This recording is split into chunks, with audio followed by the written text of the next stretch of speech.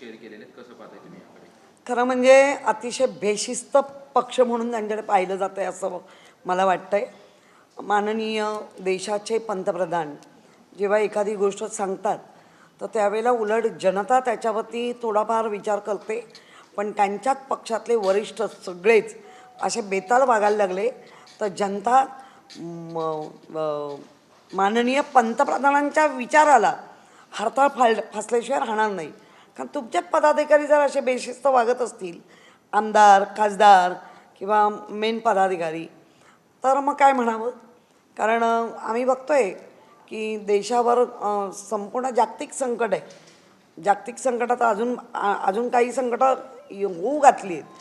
त्याला जर अशा पद्धतीने हे वागणार असतील तर लोकांसांगे ब्रह्मज्ञान आणि आपण कोरडं पाषाण असं म्हणावं लागेल.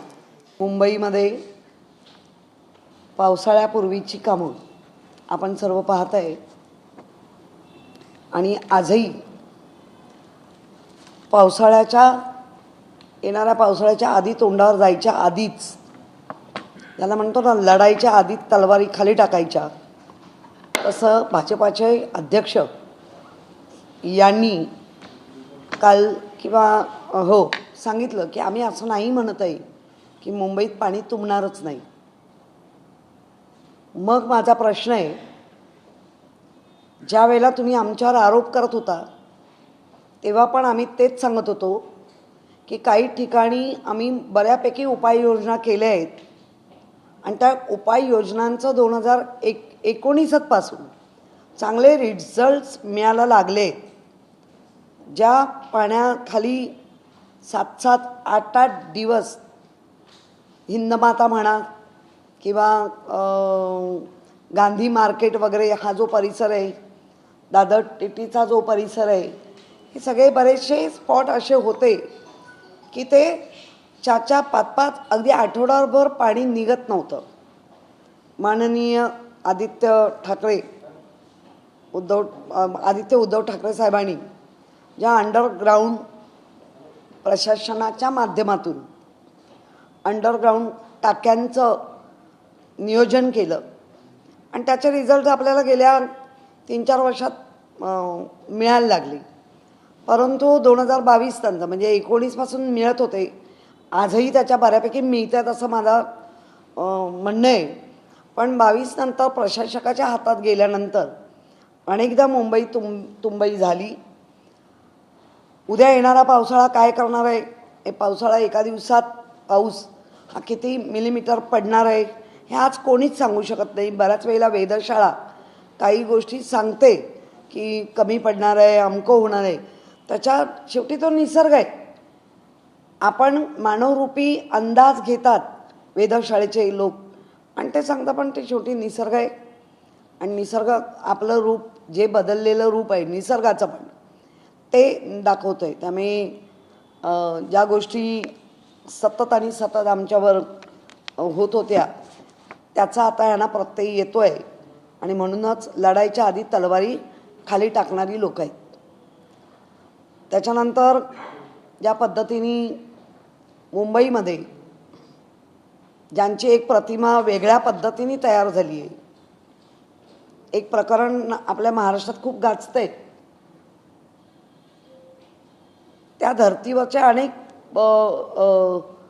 व्हिडिओ आपल्याकडे आले आणि हे भाजपाचाच एक नेता ज्या तक्रारी करते त्यांचे इतके घाणेरड्या पद्धतीचे व्हिडिओ, म्हणजे असं म्हणायला पाहिजे की हा मुंबईचा खरात आहे. आणि मग तरी इतकं सगळं सोडून मी ते शब्द वापरणार नाही, दुसऱ्यांवर फक्त आरोप करणं एवढंच त्यांना कळत असेल तर त्यांनी जो माजी महापौर म्हणून किंवा आता विरोधी पक्ष प्रचंड अग्रेसिव्ह आहे किंवा अभ्यासू वृत्तीने समोर जातोय म्हणून पुन्हा एखाद्या शकलेनी काहीतरी बोलायचं. माझं म्हणणं आहे, ललित कला क्रीडा प्रतिष्ठानच्या माध्यमातून कालिदास असेल किंवा अंधेरी असेल, प्रत्येक महापौर जो पदसिद्ध महापौर आहे तो अध्यक्ष असतोच. म्हणजे आत्ता या भाजपाच्या महापौर, मुंबईच्या महापौर भाजपच्या, त्या पण अध्यक्ष असणारच आहेत. आणि आलेले प्रस्ताव महापालिकेकडनं आलेल्या प्रस्तावांमध्ये बऱ्याच असलेले महापौर दुरुस्ती करून पाठवत असतात. माझ्यावर जे काही दोघांनी महापौरांनी पण आणि मुंबईच्या यांनी केलं आहे तर मी होतेच, पण त्याचबरोबर अध्यक्ष उपाध्यक्ष इक्बाल चहल आयुक्त होते.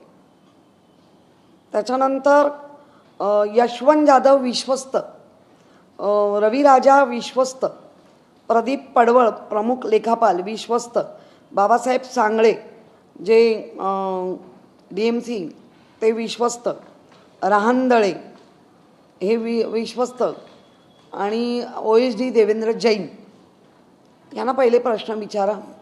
त्यांनी जर सांगितलं हे रॉंग आहे तर जे असेल कायदेशीर ते मी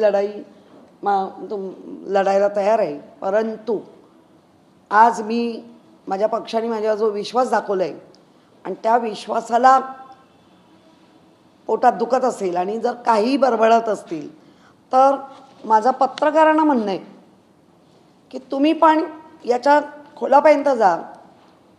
कारण हा जो एक ट्रस्ट आहे तो 1988ला स्थापन झाला आहे आणि त्या ट्रस्टच्या माध्यमातून 2021च्या आधीची परिस्थिती आणि 2021 नंतर ज्या इतर गोष्टींना दिल्या जातात भाडेतत्वावर 15 वर्षाच्या 14 वर्षाच्या, कारण त्यांना ते खर्च करायला लावतो आपण.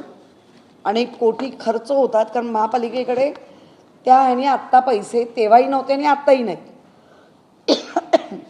त्यामुळे ह्या नक्की मुळाशी जा. चुकीचं असेल तर नक्की मुळाशी जाऊन या सगळ्यावरती प्रकाशझोत तुम्ही टाकला पाहिजे. एवढ्या ना प्रश्न का नाही विचारले गेले? इथे विरोधी पक्ष बसली आहे माझी महापौर म्हणून माझ्यावर जर तुम्ही मला आरोपांचा मी घाबरत नाही.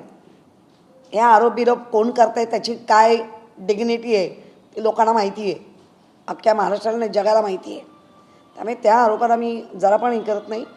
पण जाणून बुजून स्त्री आहे म्हणून मी स्त्री कमकुवत नाही आहे, मी कणखर आहे म्हणून मी तुमच्या समोर आली, घाबरून पळत नाही आहे. दोन्ही जेव्हा त्यांनी आरोप केले मी सामोरे आली, कायदेशीर लढाई लढली आणि मी परत माझ्या मतदारसंघाने आणि माझ्या पक्षाने विश्वास दिला म्हणून मी निवडून आले.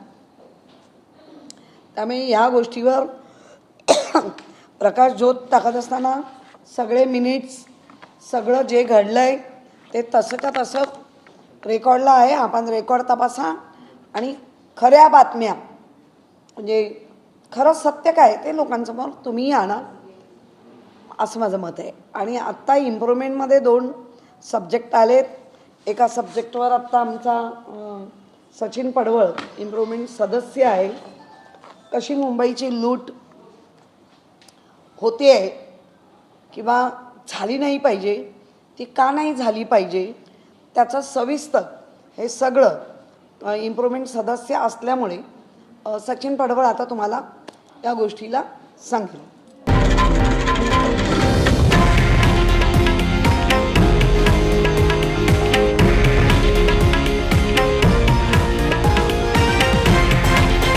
हे आहे देशातील नंबर 1 न्यूज नेटवर्क आणि आपण पाहत आहात TV9 मराठी, एकमेव.